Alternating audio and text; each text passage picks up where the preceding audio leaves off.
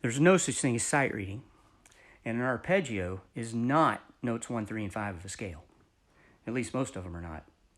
In the key of C major, there are 35 possible arpeggios, and only one of them is notes 1, 3, and 5. The 1, 3, 5 system is an algorithm designed to allow people who haven't learned how to spell and visualize their scales yet to pretend to know arpeggios. That's not really how you do arpeggios. You see, an arpeggio in its original spelling is always going to be line, line, line, or space, space, space, and it's always going to have the same key signature as the scale it's derived from. So, if we're in the key of C major, everything in the key of C major has no sharps, no flats. Everything. All of the arpeggios in the key of C major have no sharps, no flats. You don't have to remember when to lower the third or lower the seventh or any of that stuff, right? They're all going to have no sharps, no flats. So if we visualize our staff and we put our treble clef at the beginning, you can do this with bass clef if you like. We're going to do it with treble clef for now. We're going to start on C below the staff. That'd be a middle C on the piano. It has a line going through it.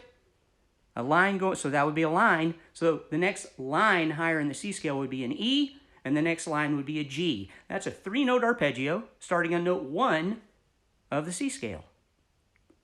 I know what you're thinking. Oh, well, that's notes 1, 3, and 5. Well, yeah. But all arpeggios don't have 3 notes in them. What if we went up to the next note? Now we got C, E, G, and the next line up is a B. That's a 4-note arpeggio. Or we could go to the next note. C, E, G, B. The next line up is a D. The next line up is an F. The next line up is an A. Now you have a 7-note arpeggio starting on note 1 of the scale. But all arpeggios don't start on note 1 of the scale. In fact, most of them don't. What if we start on note 2 of the C scale? Note 2 of the C scale is a D. That'd be the note below the staff. No line going through that. That'd be a space. If you start on D, the next space higher in the C scale is F. The next is A. The next is C, second space from the top. Can you see it in your head? The next is E, top space. Then G above the staff. Then B above the first ledger line. Space, space, space, space, space. No sharps, no flats. Everything in the key of C has no sharps, no flats. So in any diatonic scale, right, you can have arpeggios built on note 1, note 2, note 3, note 4, note 5, note 6, or note 7. And those arpeggios can have 3 notes, or 4 notes, or 5 notes, or 6 notes, or 7 notes. 7 notes, 5 arpeggios, 35 possible arpeggios. Only one of them is notes 1, 3, and 5.